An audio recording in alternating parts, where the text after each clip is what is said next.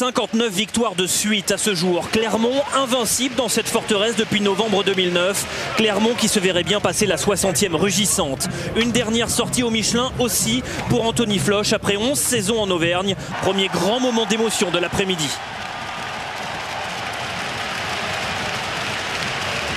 Clermont qui entend bien rester premier à l'issue de la saison régulière pour choisir son jour en demi. Et malgré 12 changements par rapport à l'équipe type européenne, on retrouve un Bardi tranchant, un Sivivatu inspiré et insaisissable.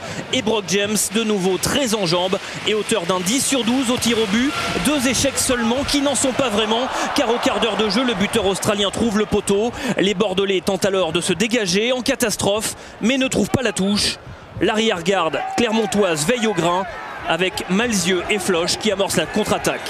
Floch qui change de rythme et retrouve à l'extérieur Malzieu qui passe les bras et retrouve Floch qui a redoublé. Le retour intérieur pour Tipolo, les Clermontois qui enchaînent et qui débordent cette défense bordelaise. Nouveau point de fixation au niveau des 22 mètres. Le relais de Chaume dans l'axe qui casse 1, 2, 3 plaquages.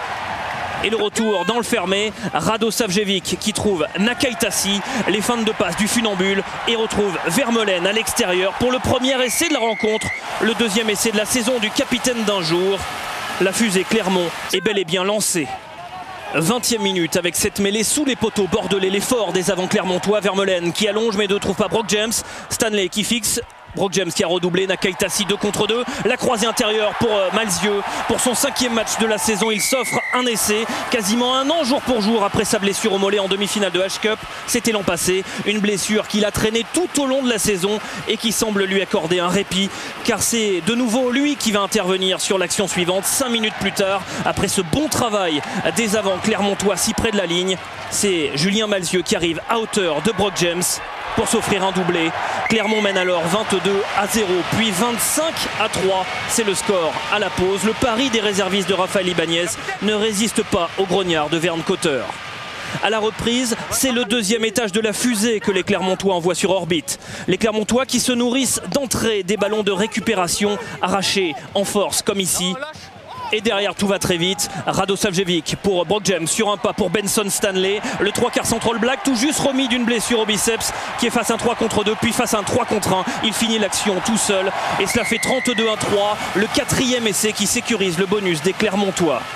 Désormais en apesanteur, les cow-boys de l'espace se transforment en funambules. Appréciez cette action où tous les 3/4 clermontois touchent la balle avec des remises intérieures à toi, à moi. Benson Stanley pour finalement Sivivatu qui arrive à hauteur et inscrit son 7e essai de la saison. Le 3/4 All Black à la conclusion d'un mouvement magnifique avec des passes dans tous les sens qui déboussolent complètement la défense bordelaise. Cela fait 39-3. Bordeaux est largement battu. On arrive à l'heure de jeu et nouveau temps fort des Clermontois.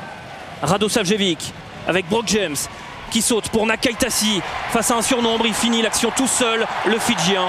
Comme une lame, il rentre dans la défense de Bordeaux. Insaisissable Noah Nakaitasi qui signe alors le 6e essai de Clermont qui s'envole 46-3. À l'heure de jeu, les Galactiques remplacent d'autres Galactiques. Nalaga remplace Sivivatu. C'est aussi la sortie définitive d'Anthony Floch. Appréciez l'hommage du peuple auvergnat pour l'arrière de Clermont.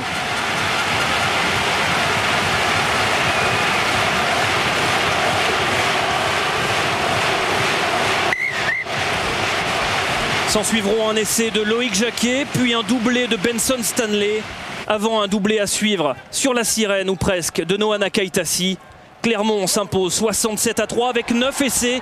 Clermont plus que jamais leader jouera sa demi-finale de top 14 un samedi, une semaine après la finale de H-Cup. Restez à dire adieu à ceux qui quittent le club. King, Scrella, Seigno et surtout Anthony Floch. Les larmes de son ami de toujours Julien Malzieu. Clermont va maintenant chercher des titres pour être définitivement sur une autre planète.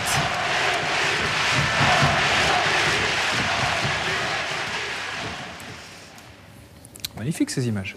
Ouais, et une saison superbe pour Clermont qui établit un nouveau record d'invincibilité à domicile. 60 victoires consécutives à domicile pour les Montferrandais, record détenu précédemment par le Stade Français avec 59 victoires. Ça fait plus de 3 ans que Clermont n'a pas perdu à Michelin. C'est vraiment une saison sans faute pour l'ASM. Mission accomplie d'ailleurs, puisqu'ils terminent les Clermontois premiers de ce top 14 et qui pourront donc jouer leur demi-finale à Nantes le samedi. Mais Clermont n'y pense pas, non.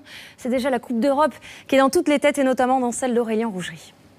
Chronologiquement, c'est d'abord Toulon, c'est le prochain match à venir, un match important, un match à coup près, une finale. Donc voilà, c'est toujours des matchs délicats face à une équipe toulonnaise très complète, de plus en plus complète. On voit des avant-conquérants, des 3 quarts mobiles. Donc voilà, ça va être un match difficile. Vous y serez? Je sais pas, on verra. Et après, ça sera Castres ou Montpellier? Et après, ce sera Castres ou Montpellier. Des demi-finales après. Mais bon, on a le temps de se tourner vers ça. On va d'abord préparer cette finale.